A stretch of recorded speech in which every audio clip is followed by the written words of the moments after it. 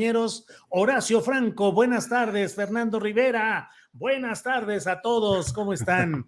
Gusto en verlos. Fernando, ¿cómo estás? Buenas tardes. Muy bien, mi querido Julio, con gusto de verlos, con gusto de llegar al fin de semana, todavía medianamente enteros, y con el gusto siempre de poder platicar que esta semana vaya que ha tenido de dulce, de chile, de manteca y de cosas tremendas como lo que pasó en Argentina, que creo que es digno de explorar un poco ese tema y cómo el discurso de odio puede sembrar o crear este caldo de cultivo de personas tan locas como la que ayer atentó contra Cristina Kirchner, ¿no? Así es, Fernando, gracias. Horacio Franco, buenas tardes. Hola, hola queridos, ¿cómo están? Aquí sufriendo mi segunda infectada de COVID, ya después de marzo del 20, ahora hasta septiembre del 22, pues me acaba de volver a dar. Claro, mucho más leve con las vacunas, no se compara, es en verdad, no se compara, ¿no? Y bueno, acabo de ver, bueno, ya había yo visto antes que a los sangre tipo A, yo soy A positivo, nos da mucho más y nos da mucho más fuerte que a los tipo B, por ejemplo, digo, a los tipo O, que es la sangre universal, pero estaba leyendo varias investigaciones de varios países que sí está comprobado que a los ASI nos pega más. Y por eso también la primera vez me pegó más fuerte que a mi marido Arturo, porque le dio también, pero le dio más leve que a mí. Y la semana pasada él tenía síntomas, pero pues luego se compuso. Yo salí positivo el martes y él salió ya negativo ayer, así que bueno, ni modo, son gajes del oficio. Bueno, Oh, y andas muy protegidito, bien Sí, sí, sí. cubierto, Horacio. Más vale cuidarse, porque además, pues ando protegido también de lo que acaban de decir. Bueno, ayer vi la entrevista a Blanca Olea, mi querida colega, y hoy al funcionario de Bellas Artes sobre el conservatorio, que es mi escuela, Claro. tiene 45 años que entré ahí como estudiante y 37 de maestro, así que conozco el conservatorio como la palma de mi mano. Después ¿Y qué? platicamos de eso si quieres. Bueno, o si quieres de una vez darnos tu opinión sobre lo que ha estado sucediendo, ya no seguirá como director del conservatorio esta persona, se nombra una interina. ¿Qué ha pasado ahí, Horacio? Mira, lo que pasa es que el conservatorio es un reflejo de todas las instituciones mexicanas.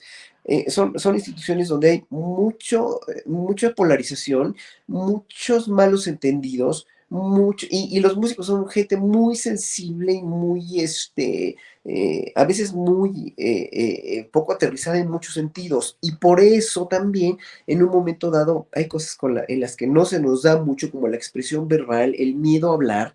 Eso en las orquestas sinfónicas también se da muchísimo. O sea, hasta que no explota la situación, los músicos se quejan y van a quejarse de acoso, o van a quejarse de cualquier cosa, o nunca lo hacen. Simplemente había un director por ahí de una orquesta en el Estado de México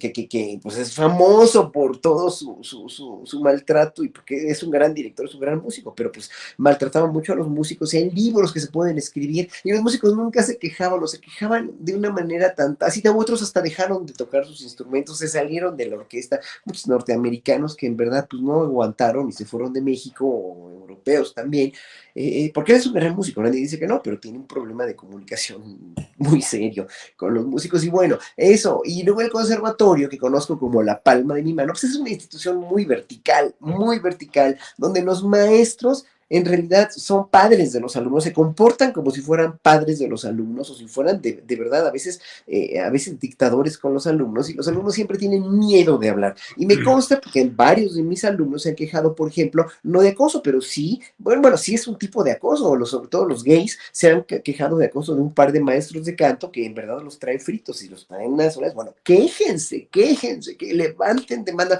No, pero es que una violinista muy talentosa que presentó su examen después de la pandemia, ahora que entramos presencial, su examen de violín, llegó un maestro y le dijo, la muchacha, después de no tocar 2 años en público, obviamente eso a todos los alumnos les bajó la estamina, les bajó el potencial sonoro, les bajó la confianza en sí mismos, y esta muchacha llega a presentar un examen final, y le llega un maestro ruso y le dice: estás nerviosísima, ¿verdad? Te ves muy nerviosa. Pues, ¿cómo le puedes hacer eso a una alumna? Le dije a mi alumna: quéjate, porque eso le afectó mucho a su examen. Tú no puedes llegar con un alumno a tratarlo así. Y los alumnos no se quejan, nomás no se quejan. hay que hacer que algo hagan los alumnos, porque a mí no me conoce Patricio, apenas lo conozco, siempre me ha tratado muy bien, me ha caído muy bien, yo no lo sé, y hay otros maestros que sí tuvieron hasta cárcel en el conservatorio hace más de 15, 16, 18 años por acoso, por andarse metiendo con las alumnas, y a uno sí lo metieron al tambo. Gracias, Horacio. Bueno, está ya por aquí, le damos la bienvenida a Ana Francis Moore. Ana Francis, buenas tardes. Hola, ya me estacioné, ya me orillé, Bueno. ya aquí estoy. Bueno, vas a bordo de una nave espacial, por lo que veo. Voy a bordo de ¿Hacia una nave dónde? ¿Hacia espacial. qué? Uh-huh. Ay, pues Bueno, iba yo del bienvenida, Ana metro de Francis. los Insurgentes a Coyoacán, pero ya me paré a la mitad del camino a. Wow. Muy bien. Fernando Rivera Calderón. Fernando, el tema que mencionas a mí me parece también muy relevante y a lo mejor podemos iniciar con ello nuestra plática de hoy respecto a estos temas del odio. La verdad es que las redes sociales, a propósito de lo que pasa en Argentina, donde una persona, un hombre de origen brasileño, 35 años de edad, identificado, con tatuajes, algunos de ellos relativos a la cuestión nazi, un hombre de ultraderecha, apuntó a Cristina Fernández de Kirchner a centímetros, a contados centímetros de su rostro y activó su pistola, jaló el gatillo, pero pues un problema no entró, no subió la bala al carril donde debía estar y no funcionó. Y de otra manera hubiera sido, sin lugar a dudas, pues un asesinato, Fernando Rivera, porque no hay escapatoria a esa distancia y con el calibre de esa pistola.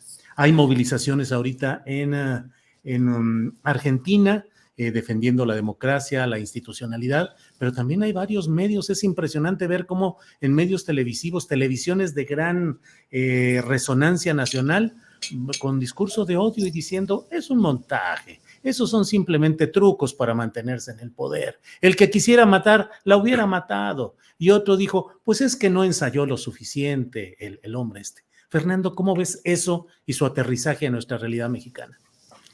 Pues es terrible porque nos refleja mucho. Creo que varios países del continente estamos viviendo situaciones de polarización y de lucha de poder y de lucha económica real y que está teniendo consecuencias muy graves en términos del discurso de odio que se propaga con mucha perversidad desde ciertos grupos de poder. Aquí en México lo vemos muy claramente con todos los grupos de intelectuales y de comunicadores que estimulan un discurso que quizás ellos jamás serían capaces pues de tomar un arma e ir a dispararle al candidato, pero todo el tiempo están sembrando o trabajando un caldo de cultivo donde cualquier loco que caiga ahí puede hacer lo que sucedió ayer, que bueno, el presidente López Obrador hoy le vio el sesgo milagroso a este acontecimiento, porque sin duda era como bien dices, Julio, un feminicidio y un magnicidio al mismo tiempo,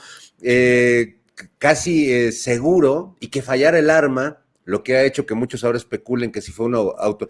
Bueno, leí una estupidez hace rato de un opinador recurrente mexicano de redes que Cristina estaría planeando una muerte así súbita para subir su popularidad y tener más votos, y es como, a ver, ¿en qué momento la muerte te puede ayudar en algo para la vida, ¿no? O cómo alguien puede planear su muerte. Eso es como muy de la ciencia ficción o de algunos buenos cuentos que hay por ahí en la literatura mexicana, pero no aplica.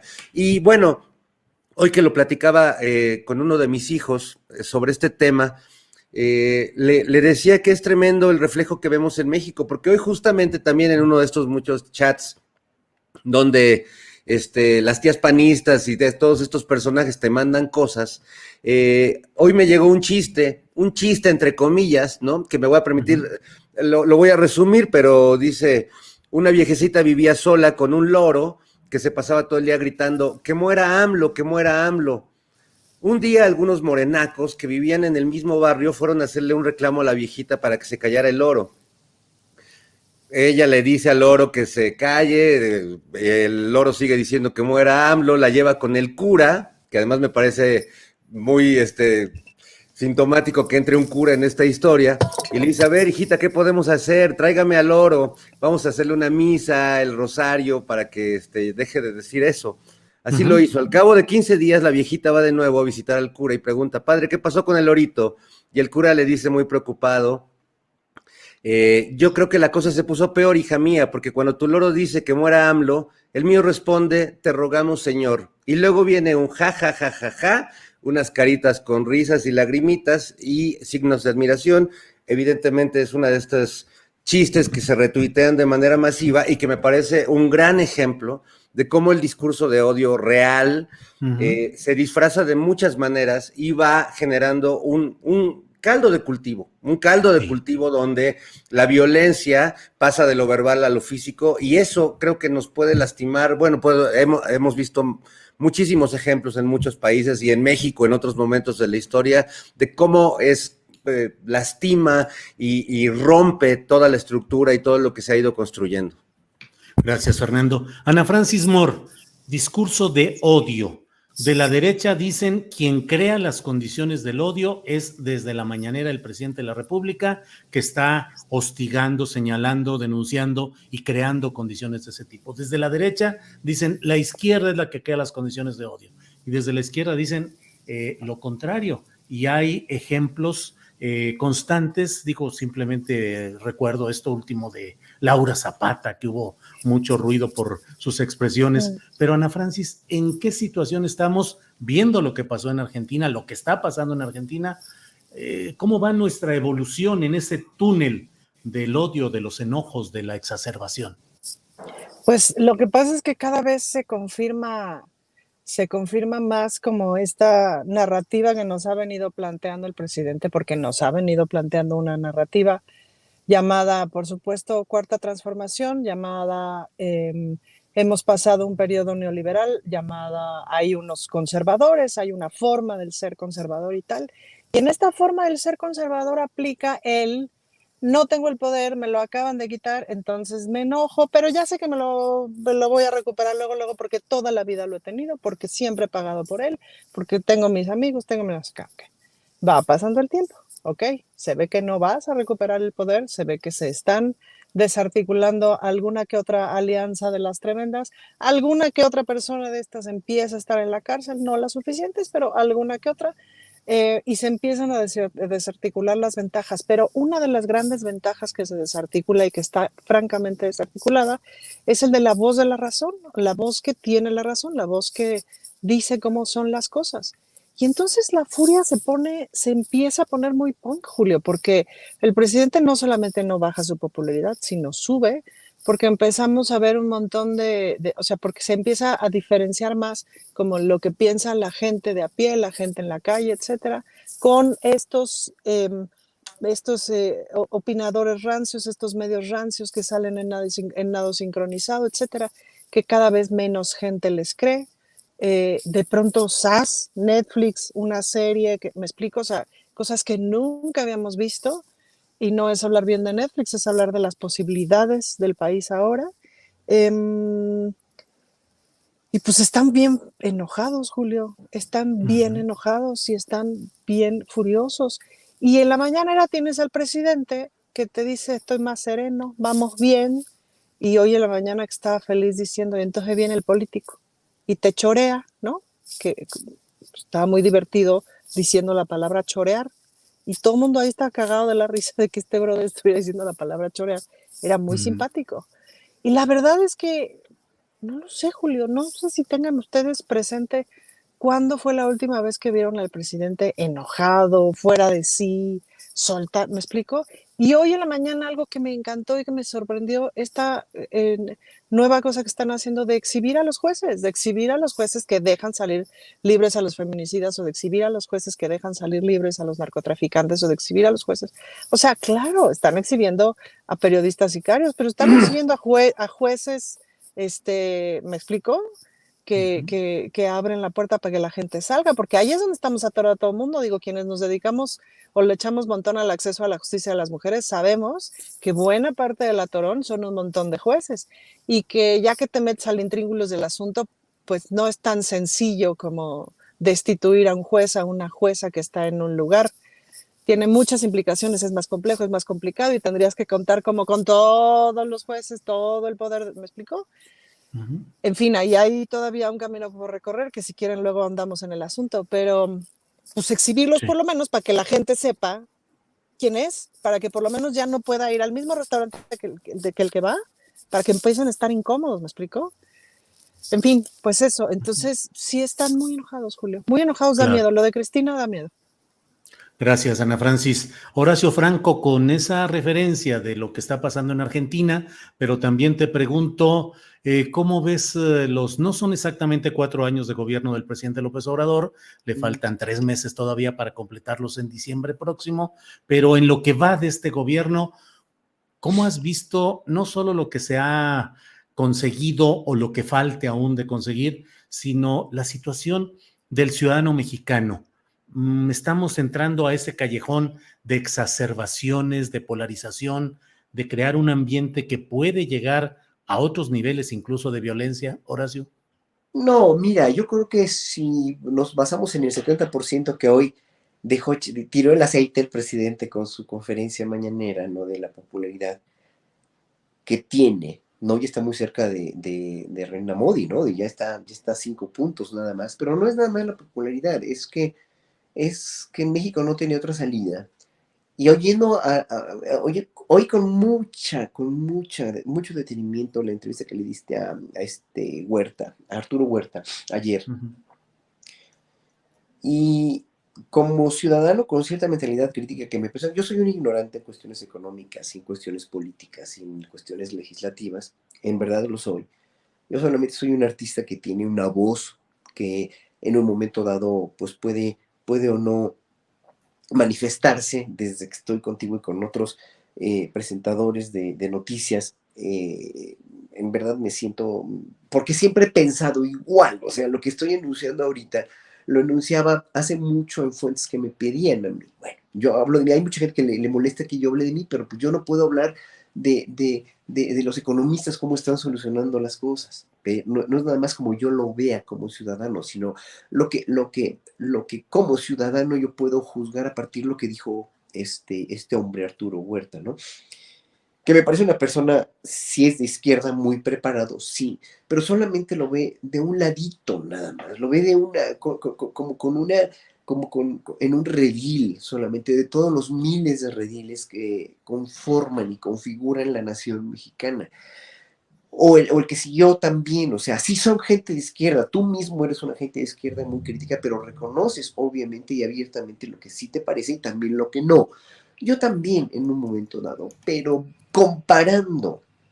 comparativamente como estaba México a como está hoy, que solamente, como dice aquí Caterina Rojas, una internauta que está aquí en el chat, que dice, solamente odian porque odian. Sí, solamente odian porque odian un gran porcentaje de la gente que sigue a los medios de comunicación, porque mucha gente, incluso tengo amigos cercanos que Ujú. odian a cómo habla, cómo se expresa. Nada más les dices López Obrador y se ponen así como, de veras, como gatos erizados, ¿no? Y esa cuestión es simplemente porque ellos no están inmersos como ciudadanos, porque nunca han tenido una mentalidad crítica, nunca la van a tener. Sin embargo, históricamente hablando, el tiempo le va a dar la razón a todos los cambios que están tratando de hacer ahora. Ahora, de las personas que solamente odian porque odian, pues sí, obviamente tienes un gran porcentaje, pero de las que odian porque saben por qué odiar, porque perdieron todos los privilegios, porque se les está derrumbando toda la serie de hegemonías y de manipulación que tiene. Y eso no nada más en México, pasa en Argentina, va a pasar en Brasil cuando la elección, a ver, que ojalá que gane Lula da Silva, pero está pasando con los grandes empresarios norteamericanos, pero van a tener que entender que el mundo no podía tener otra solución más que una. Ahora, por ejemplo, el compañero Arturo Huerta, ¿no? Que dice que México está inmerso en el neoliberalismo porque a los bancos les... A ver, señor Huerta, entienda que si López Obrador hubiera nacionalizado la banca y quitadole a la banca todo el gran porcentaje de lo que gana, la gente de la iniciativa privada se hubiera venido para abajo. A ver, López Obrador no es un socialista, no es un comunista. López Obrador es un demócrata moderno con un nuevo paradigma de gobierno, nada más. Entonces no lo puedes encasillar dentro del socialismo, dentro del comunismo o dentro del capitalismo rampante, porque no es. López Obrador a alguien así. López Obrador es totalmente un gobernante sui generis, ¿no? Entonces, ahí obviamente la gente no sabe cómo, hay mucha gente que ni sabe cómo odiarlo, ni sabe qué odiar, y les enseña, a ver, el dólar, el superpeso, bla, bla, bla, los salarios mínimos, sí, sí, sí, sí, pero es un desastre, el país está cayendo. A ver, espérense.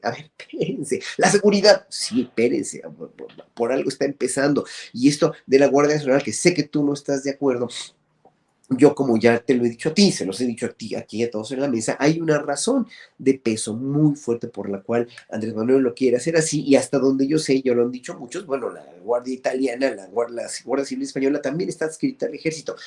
Ojalá que el ejército no sea tan mezquino de devorar a la Guardia Nacional, que esperemos que no, porque tienen sus reglas, pero por lo menos eso es lo que tuvo que hacer ahorita a corto plazo. Todas las soluciones de AMLO son a cortoplacistas, porque si no, no le va a alcanzar el tiempo de 6 años, y yo siempre he dicho, por eso tiene que haber una nueva forma de gobernar en la segunda etapa de la cuarta transformación, que va a ser el siguiente sexenio. Obviamente no va a perder Morena, que Morena también es una caja de Pandora con sorpresas como la de antier con Ricardo Monreal, bla, bla, bla, eso ya lo sabemos, pero siempre va a haber eso en la política. O sea, la política es un mundo en el cual a mí me asquea, porque finalmente todos los políticos sí pueden llegar a ser iguales, como dicen, sí, pero en un momento dado van a tener que ver por los intereses del país. Y esta priista que sale a burlarse al balcón de los, allí en San Lázaro, de la gente que sale a burlarse cuando la reforma energética, esa señora no ve por el país, nada más ven por sus intereses, el PRI y el PAN,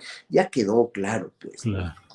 Gracias, Horacio. Fernando Rivera Calderón, anda tan crítica y tan complicada la situación que ya nos pusimos excesivamente serios en este programa. Ana Francis ya ni siquiera está alegrando aquí con algún comentario incisivo. Bueno, Fernando Rivera, hay mucho. Está congelada, Ana Francis. Ana se congeló, la enfriamos demasiado. Por favor, sí, está bien que estamos diciendo cosas muy impactantes, pero por favor, mueve algo, dinos algo. Parece una imagen de una santa, Ana Francis. Mira, yo lo entiendo, Julio, yo lo entiendo claramente. Hoy está pasando algo raro en este programa. Es la primera vez que le podría decir a Horacio Franco mucha ropa. Es la primera vez que no vemos su atractivo físico, y eso nos quita rating, Julio, nos quita mucho rating. Claro. Y la otra cosa que tengo que hacer notar hoy es que al mirarnos en esta pantalla me doy cuenta que yo en todo el día de hoy no me había visto al espejo, y bueno, ha sido muy bonito descubrirme aquí frente al público con esta maraña, ¿verdad? Que comparto con alegría. Ya viste que varios en el chat dicen, no se peinó Fernando Rivera, le falta pasar el peine, no sé qué no me había mirado como los vampiros, Julio. Un buen vampiro nunca se mira al espejo, pero ya mirándome aquí dije, chin, mi mamá me va a ver en la televisión, me van a regañar. Bueno, ya hicimos el milagro, además de que Ana Francis, ya la quitaron, pero Ana Francis se movió tantito, o sea, de como estaba originalmente, movió tantito. Si hubiéramos estado como relatores, buscadores de milagros, hubiéramos dicho, la santa se movió en su nicho. Se movió tantito así y luego ya desapareció. Esperemos que vuelva muy rápido. Fernando, pero hay toda una serie de factores hoy en la política mexicana que, como diría el clásico, no sabe uno si reír o llorar. Monreal batallando para conseguir la mayoría de votos para que quedara un poblano, Armenta, votos también de morenistas que no estuvieron de acuerdo y votaron por otro lado, opositores proponiendo a Monreal para que fuera el presidente de la mesa directiva, el gobernador poblano Miguel Barbosa echándole pleito al coordinador de los diputados federales, Ignacio Mier. Bueno, qué merequetengue por todos lados, Fernando Rivera. Es lo que ya hemos llamado en otros programas este género literario político, que es el monrealismo mágico, que es donde resulta que eligen a un morenista para presidir el Senado, y los morenistas se oponen porque es un morenista tipo Monreal, es decir, es un tipo que viene del PRI, un peñanietista así de hueso colorado, cercanísimo funcionario de Mario Marín, el gober precioso, es decir, Pues es el morenista con el que Monreal quisiera hacer su propio partido, ¿no? Entonces, bueno, sí ha sido un buen merequetengue, en el que yo la verdad me quedé como si la Virgen me hablara, como si Ana Francis se me apareciera y se me desapareciera, o como si fuera yo Lili Telles y el secretario de Gobernación pasara y me hiciera así con la manita. Sí. Porque no termino de entender cómo Monreal, a pesar de su manera y de su muy notable y reconocida capacidad de negociar, sobre todo con el enemigo o con el que él no ve como enemigo porque él es un político y no tiene estas diferencias personales con quien puede tener diferencias profundas ideológicas. Pero no sé a dónde piensa llegar porque le falta la otra parte del eslabón para poder acceder al poder o a una candidatura, pues que es caerle bien a quienes van a votar por él, más allá de tener una estructura de partido y una estructura en el Congreso que le permita pues salirse con la suya en ciertas cosas, en el tema de la Guardia Nacional, por ejemplo, y muchos temas que vienen hacia adelante, pero no sé si necesariamente el ser más poderoso en el Congreso lo haga más popular entre quienes van a elegir candidatos para la próxima elección. Gracias, Fernando Rivera. Déjame, como dice el presidente de la República, déjame presumir que nos estamos rayando. Ya nos rayamos aquí en el programa porque nos envía un apoyo económico a Saed Bonilla de 4,999 pesos. Muchas gracias a Saed. Gracias a Saed Bonilla. Este apoyo sí se ve. Gracias, gracias a Sí, Saed ahorita te lo Bonilla. iba a decir, porque lo vi, dije yo, wow, qué generosidad, de veras. Julio, Sí. de veras, tú y todo tu equipo se lo merecen. Hasta Ana Francis regresó. Ya regresó.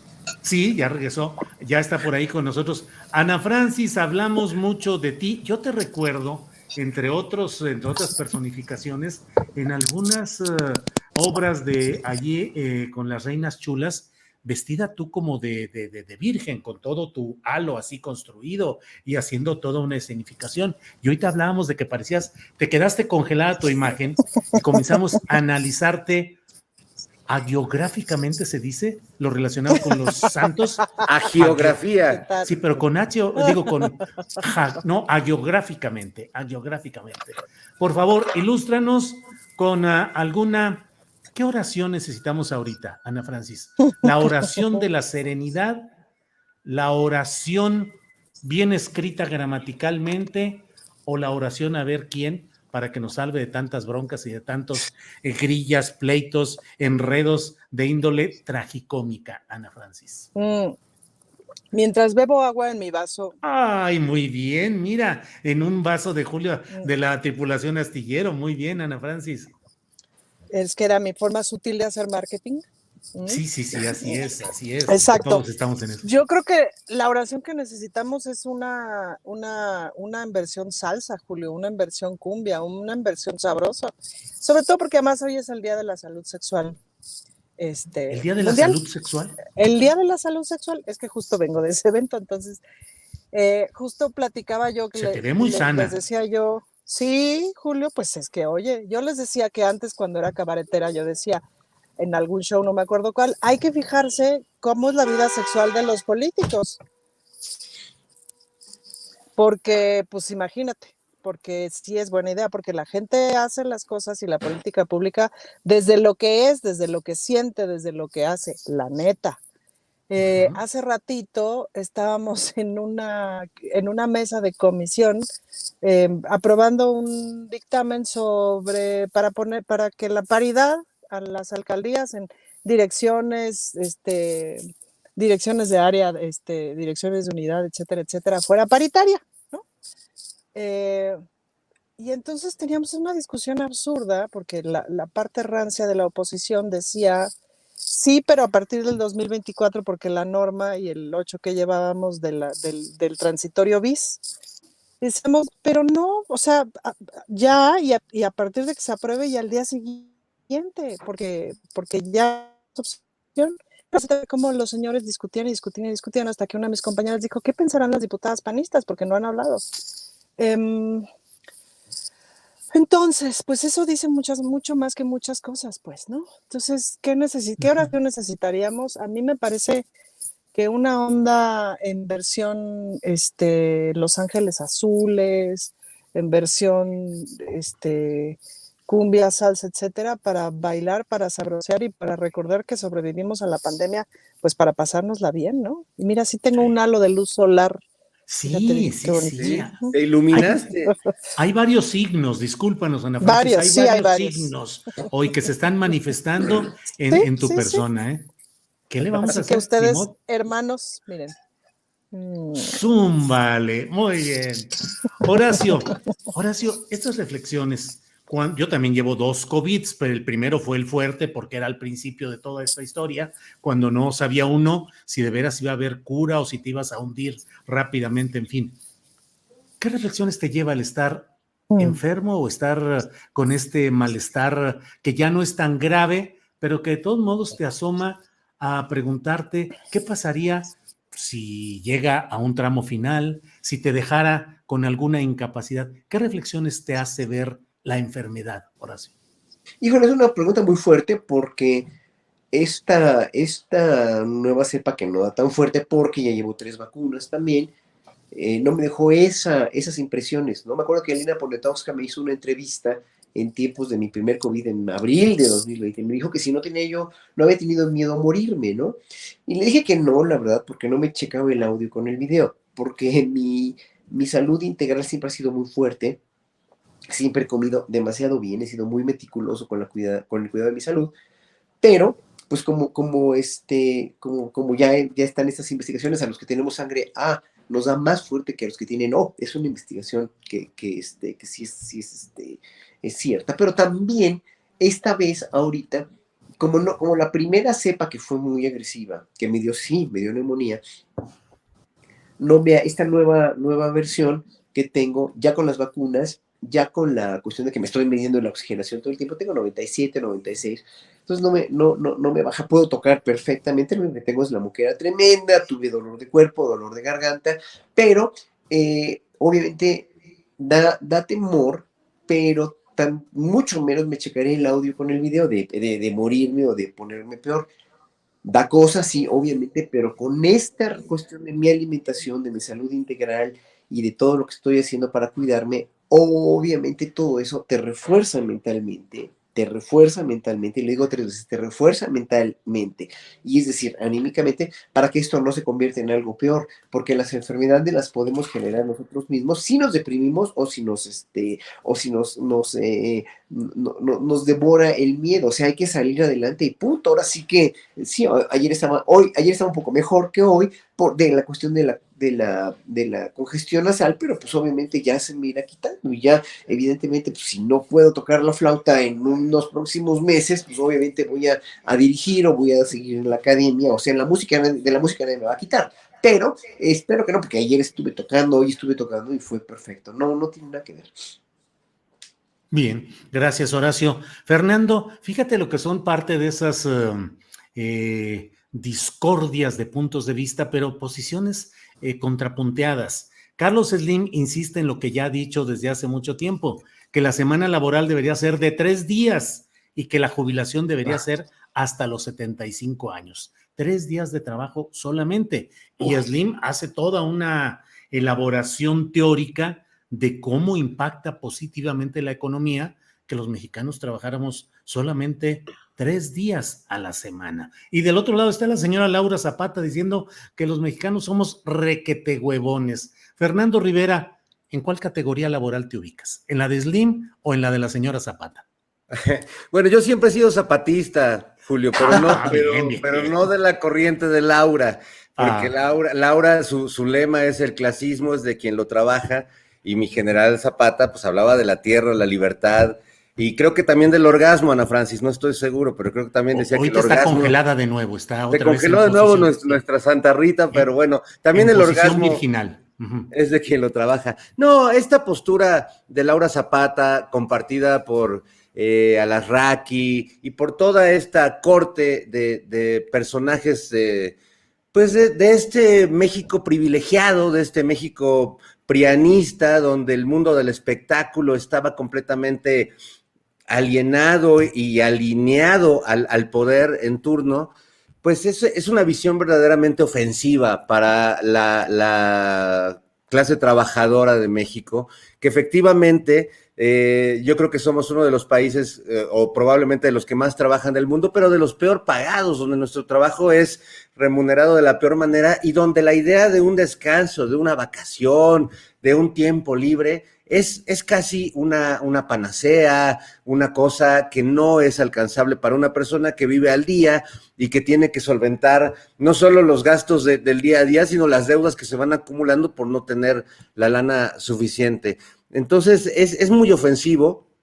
Yo coincido con Carlos Slim y creo que una sociedad donde la tecnología va teniendo un papel cada vez más relevante y que permite que ciertas labores se mecanicen y que podamos realmente trabajar menos, no solo quienes nos dedicamos a labores menos físicas, ¿no? Sino que todos en realidad pudiéramos tener más esa oportunidad de tener vida. Creo que parte de la descomposición a la que nos ha traído este radical capitalismo salvaje neoliberal, pues es que las familias no se ocupan de sí mismas, las personas no tenemos tiempo para ocuparnos de nosotros mismos, para ir a terapia, para atendernos con el médico, y al final terminamos siendo pues una sociedad que sufre mucho y que no tiene tiempo para sí misma porque está demasiado metida en los procesos de producción de los que gana una parte realmente muy pequeña. Así que es raro que lo diga, pero estoy con Slim en esta ocasión y no con Zapata, pero aclaro, no con mi general Emiliano, con la generala, ¿cómo se llamaba Ana Francis en la telenovela? La hermana, la que le hacía la vida imposible a Rosa Salvaje. No me acuerdo cómo se llama, Dulcina o algo así, pero era un personaje muy emblemático que ahora que lo veo, pues realmente creo que Laura Zapata se convirtió en el personaje que hacía en Rosa Salvaje. Digo, esto es una referencia para la gente que tenga esa cultura telenovelesca, que yo sé que solo los que tienen doctorados y maestrías, pues vieron esas cosas en la televisión. Claro, muy bien. Oye, Fernando, y ahora se dieron cuenta de que cuando ya le tocaba el turno a Ana Francis, se desapareció, se fue. O sea, está en un proceso de beatificación, de milagros, de apariciones, de iluminación, de todo. Bueno, pues esperemos que reaparezca en un ratito más. Horacio Franco, hoy el presidente de la República en su conferencia mañanera pronunció dos palabras que son poco usuales en su análisis político de su propio trabajo y su política. Dijo, me equivoqué.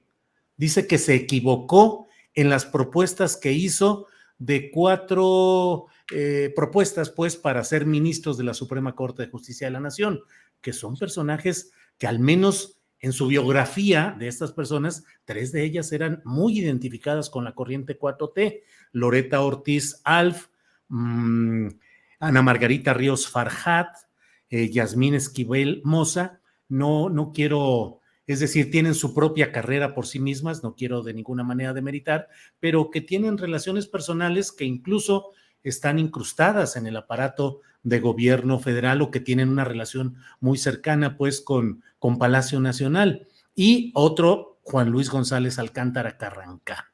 Juzgadas en sus méritos por sí mismas, pues, estas personas, pues el presidente dice, no están pensando en la transformación nacional. ¿Qué opinas de eso? Y particularmente, Horacio, si un presidente debe valorar así a ministros de la Suprema Corte de Justicia, porque no sé si esto suene un poco como cuando se le dice a un ministro, pues es que no te llevamos al cargo para que votaras de esa manera o te portaras así. ¿Debería respetarse la libertad de criterio de los ministros o sí deberían responder a un propósito de estar alineados con la Cuarta Transformación? Bueno, él lo ha dicho muchas veces, él respeta la independencia de los poderes, pero obviamente él tiene un bagaje y un paquete que tiene que ser aprobado y que tiene que ser juzgado, en este caso por la Suprema Corte de Justicia, y la Suprema Corte de Justicia, como tú lo has dicho bien, en esta clase ya de juzgadores y de gente de la alta burocracia jurisprudente en este país, todos pertenecen a una cierta clase social o la mayoría, no ha llegado de abajo y no ha sido justo el sistema judicial, no ha sido, pues sí, ahora sí que valga la redundancia, ha sido un verdadero desmadre y los jueces de arriba, la corrupción de los anteriores jueces o de muchos de estos jueces permea a los jueces de abajo y el sistema judicial es hoy por hoy pues una vergüenza en este país. Y eso lo reconocemos como ciudadanos, ¿no? Vamos a hacer cualquier trámite, vemos cómo actúa la justicia en el caso de Israel Vallarta o en este caso que te denunciaban también de esta mujer, ¿cómo se llama? La Isabel Miranda de Guácalas, así le digo yo.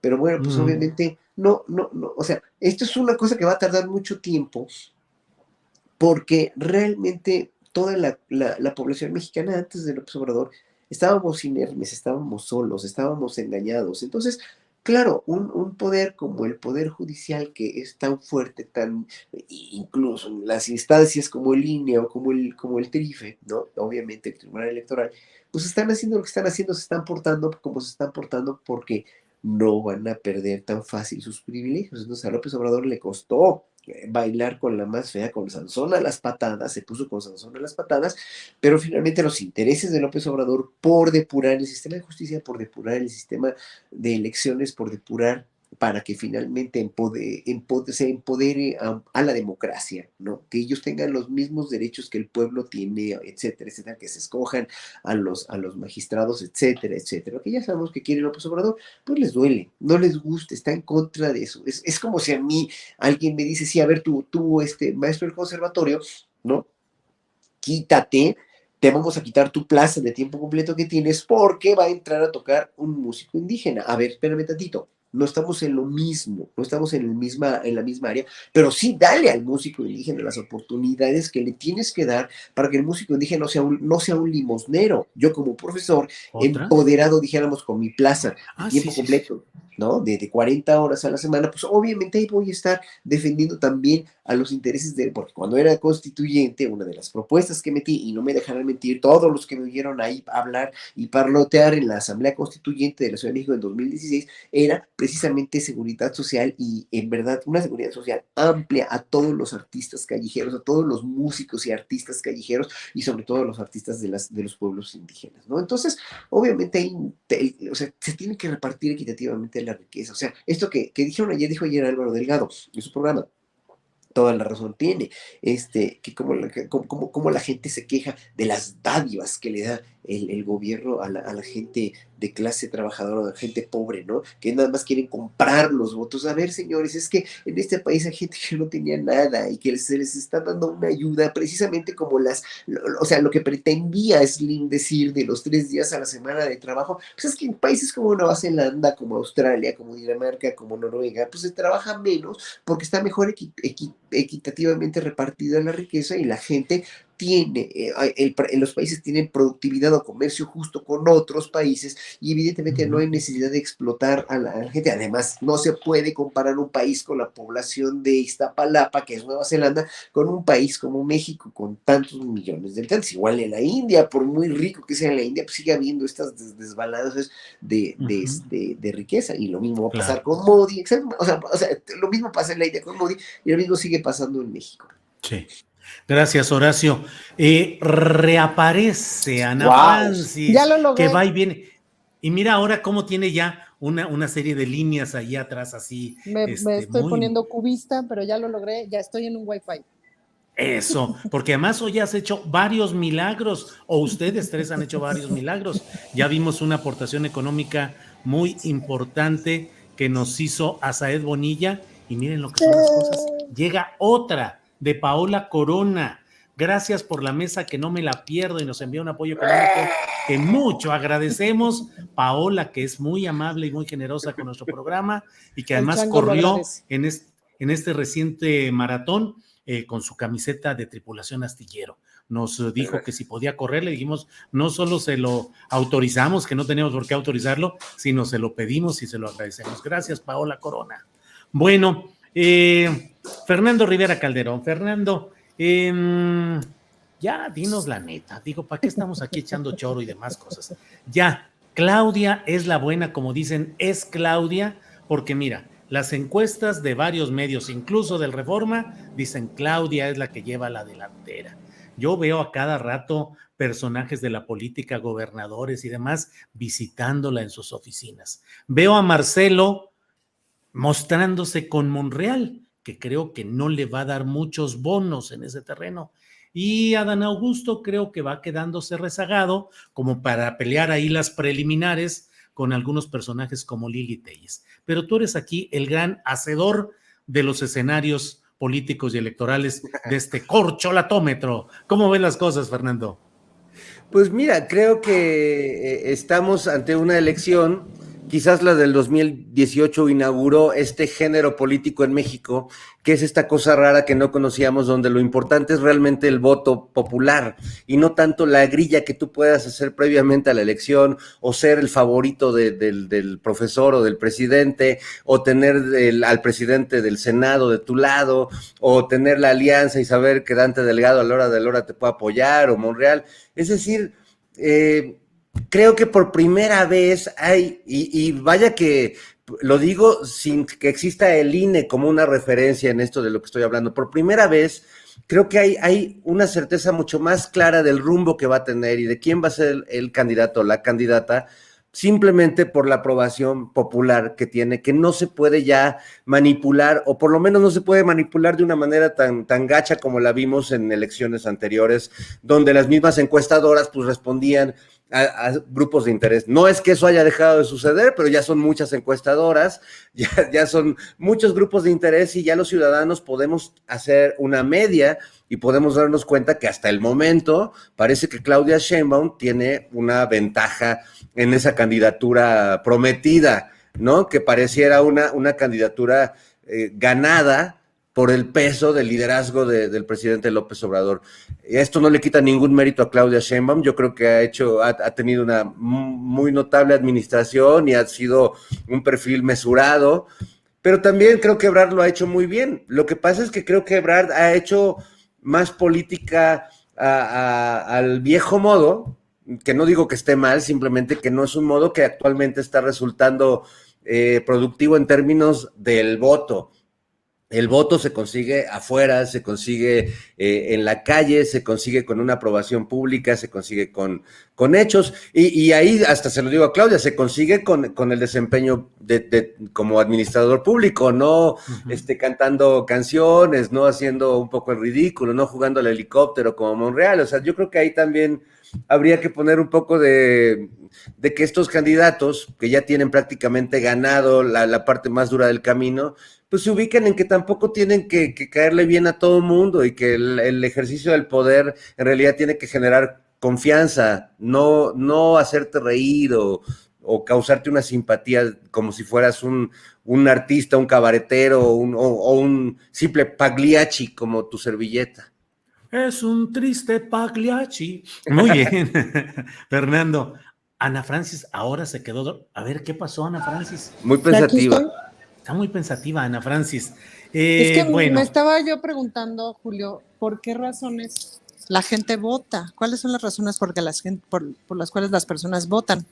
Hace como a un año y medio me pasaron un estudio de alguna universidad gringa, de cuyo nombre no me acuerdo, pero que era de una de estas mamuchas, en donde decían que el 7% de las personas votan porque el candidato o candidata les caiga bien, ¿no? Me queda claro que es un asunto muy de la cultura gringa y como de esa forma de mirar la política. Pero lo cierto es que las personas votamos por muy distintas razones. Hace justo como un año y cacho estaba yo en Chiapas haciendo una cosa de deporte medio extremo y el tipo que diseñó esta cosa, una cosa que se llama vía ferrata, que es una cosa de subir una pared de 150 metros, así medio rapeleando, medio escalando, pero segura para mi edad y condición. Y entonces muy simpático el tipo, no sé qué, subimos, bla, bla, bla, increíble, muy profesional. Y resultó, ya en la quesadilla de después, resultó que era de Monterrey, ¿no? Yo algún comentario burlón hice de Samuel García, porque pues ya era muy evidente como desde el principio que iba a ser un chiste, pues, ¿no? Y él dijo, no, bueno, pues hay que darle la oportunidad al chavo, pues, ¿no? Entonces, claro, mi percepción de este señor que nos había acompañado también en el asunto de subir la pared sota y que era como tan profesional y tan padre y tan fresco y tan simpático, de pronto esbozó esta frase de hay que darle la oportunidad al chavo. Híjole, que me sonó pues tremenda, pavorosa, en fin. Pero me sorprendió también como esta cosa de ¿por qué votamos?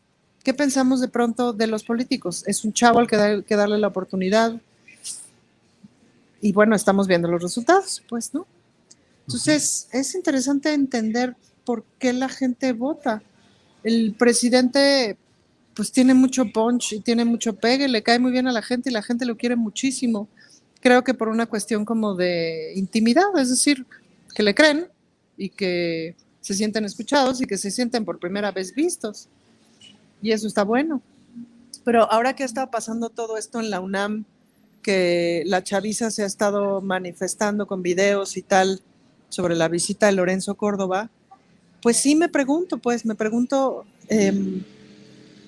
ahora la gente en México, ¿cuáles son sus razones para votar? No necesariamente tengo la respuesta, pero hay mucha parte del voto que tiene que ver con me cae bien, me cae mal, está guapo, está feo, habla bonito, está flaca, está así, no sé qué, se peina bien, etcétera. No solamente en México, sino en el mundo. Y pues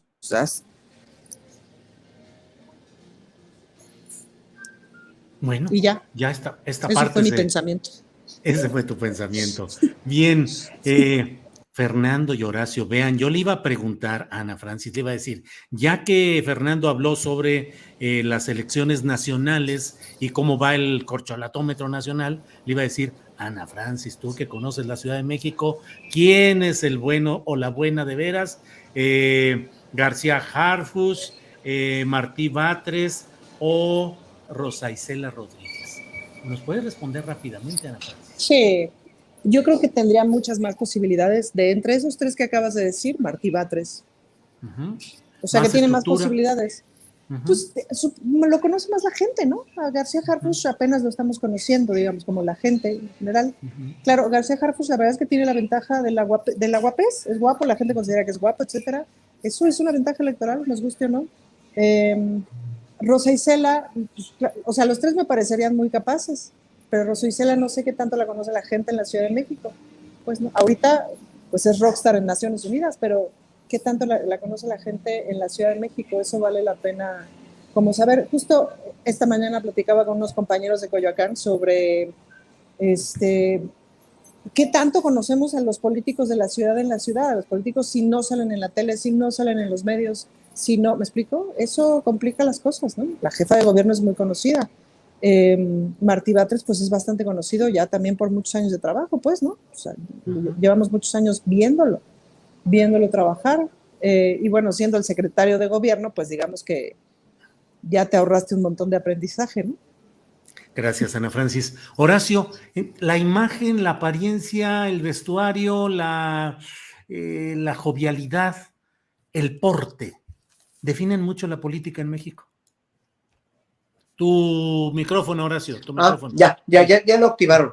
Hasta el sexenio pasado sí, yo creo, porque por eso ganó, entre comillas, Peña Nieto, ¿no? El famoso Peña Nieto, bombón, te quiero en mi colchón, y la exacerbación de su imagen, el copetito, el haberlo casado con una mujer, pues que se rentó para eso. Obviamente todo fue así, ¿no? Y los políticos gringos son másters en eso también, o sea, desde los vendedores de bienes raíces hasta los políticos, son todos de cómo te ven, te tratan, ¿no? Hay una serie abominable ahí en Netflix que de repente vi que existía y vi de que se trataba de unos, hacen casting, en verdad, se ve para que los vendedores de casas sean así de veras perfectos, ¿no? Y cirugiados y operados, y bueno, en realidad el cómo te ven, te tratan es una de las cosas que de veras más ha sobajado al quehacer humano a hacer eso, a hacer algo así, ¿no? Hacer de la política un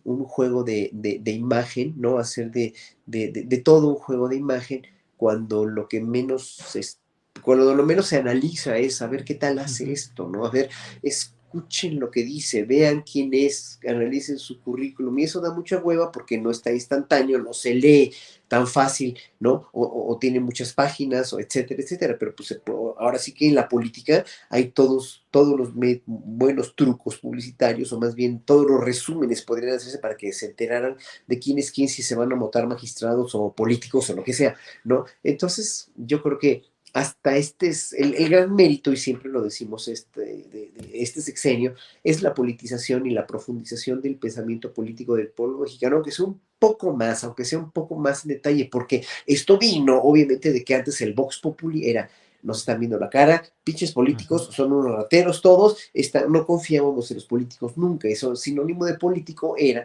precisamente corrupto, ratero, ladrón, etcétera, etcétera. Y toda la cloaca que se está destapando desde los sexenios pasados, ya públicamente, ya con los documentales de Netflix, de Flogados Caché, y de todo esto que está saliendo, y todas las verdades que van y van saliendo, Ayotzinapa, bla, bla, bla, bla, pues nos demuestran que vivíamos en verdad en una dictadura muy mezquina, que no, y que lo nieguen los odiadores, ¿no? Pero nunca se van a negar, nunca van a negar eso, porque es reconocer que estuvieron Claro. verdaderamente fatal, ¿no? Entonces, el reconocer que nosotros lo hicimos mal va a provocar, obviamente, que en un Ujú. momento dado el pueblo mexicano sí los perdone, pero a largo plazo, como perdonó a los Sí. nazis, o no lo olvidaron, pero sí Ujú. ahora sí, en ese sentido, sí lo Ujú. fueron diluyendo la culpa de los nazis, porque Sí. dijeron en un momento dado: sí lo hicimos mal.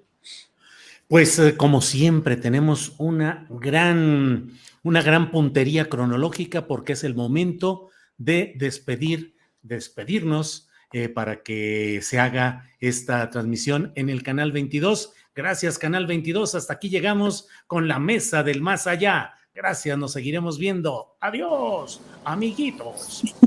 Bueno, pues Julio, estamos ya de... ¿Qué ¿puedo pasó? hacerles yo una pregunta a los tres? Sí, claro. A ver, si tuvieran que decir qué sexenio fue más horroroso entre el de Fox, entre el de Calderón y entre el de Peña Nieto, o qué personaje fue más trágico para México, de esos tres, ¿qué dirían y por qué?